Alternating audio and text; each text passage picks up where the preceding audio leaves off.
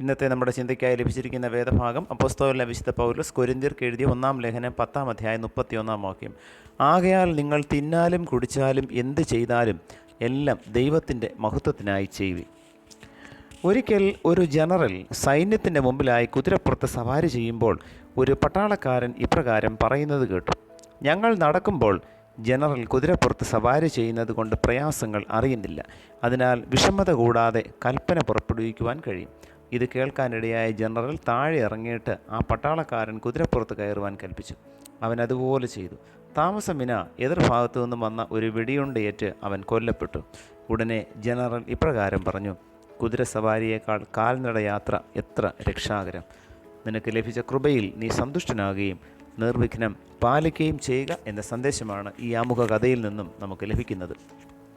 കൊരിന്തിലുള്ള സഭയുടെ സ്ഥാപനത്തിനായി ദൈവം പൗലോസിനെ ഉപയോഗിച്ചുവെങ്കിലും അദ്ദേഹം അവിടെ നിന്നും പോയ ശേഷം യേശുക്രിസ്തുവിൻ്റെ സുവിശേഷത്തിന് നിരക്കാത്തതായ പല ഉപദേശങ്ങളും ആചാരങ്ങളും അവിടെയുള്ള വിശ്വാസികളുടെ ഇടയിൽ കടന്നുകൂടി.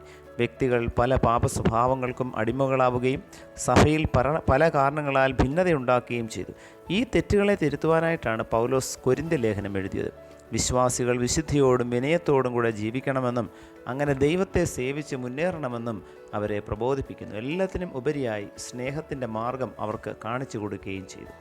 പ്രിയമുള്ളവരെ, നമ്മെക്കുറിച്ചുള്ള ദൈവിക അരുളപ്പാടും ഇപ്രകാരമായിരിക്കണം: നാം ഇന്ന് അനുഭവിക്കുന്നതും ഇന്നലെ അനുഭവിച്ചതും നാളെ അനുഭവിക്കുവാൻ പോകുന്നതുമായ നന്മകൾ ദൈവിക ദാനമാണെന്നും അതിലൂടെ ദൈവനാമം മഹത്വപ്പെടണമെന്നുമാണ് ദൈവം ആഗ്രഹിക്കുന്നത്.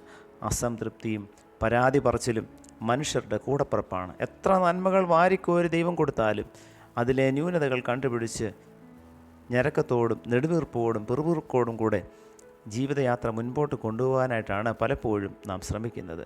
കഥയിൽ കേട്ടതായ സൈനികനെ പോലെ എല്ലായ്പ്പോഴും പരാതി പറയുന്ന അവസ്ഥയാണ് നമ്മിൽ പലർക്കുമുള്ളത്.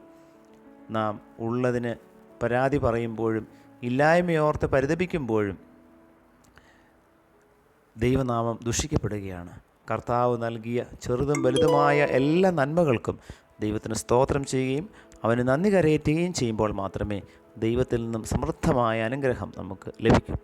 ആകയാൽ ദൈവത്തോട് പരാതിപ്പെടാതെ ഈ നിമിഷം വരെ കർത്താവ് നൽകിയ എല്ലാ ശ്രേഷ്ഠദാനങ്ങൾക്കും നമുക്ക് നന്ദി കരയേറ്റിക്കൊണ്ട് നന്ദിയുള്ളവരായി ജീവിപ്പാൻ നമ്മെ തന്നെ ദൈവകരങ്ങളിലേക്ക് സമർപ്പിക്കാം, പ്രാർത്ഥിക്കാം. പ്രിയ കർത്താവേ, പ്രഭാതത്തിൽ കേൾപ്പിച്ച നല്ല വചനത്തിനായി നന്ദിയോടെ സ്തോത്രം. തൃപ്തിയുള്ളൊരു ഹൃദയം നീ ഞങ്ങൾക്ക് അവിടുന്ന് നൽകണമേ. പരാതിയുടെയും പിറുപിറുപ്പിൻ്റെയും അവസ്ഥയിൽ നിന്നും സ്തോത്രത്തിൻ്റെയും നന്ദിയുടെയും അവസ്ഥയിലേക്ക് ഞങ്ങളെ അവിടുന്ന് ഉയർത്തണമേ. ഞങ്ങൾ വാക്കുകൾ കൊണ്ടും പ്രവൃത്തി കൊണ്ടും അങ്ങേ എല്ലായ്പ്പോഴും മഹത്വപ്പെടുത്തുവാൻ അവിടുന്ന് കൃപ നൽകണമേ. പുത്രൻ്റെ നാമത്തിൽ പ്രാർത്ഥന കേൾക്കണം പിതാവേ. ആമേൻ.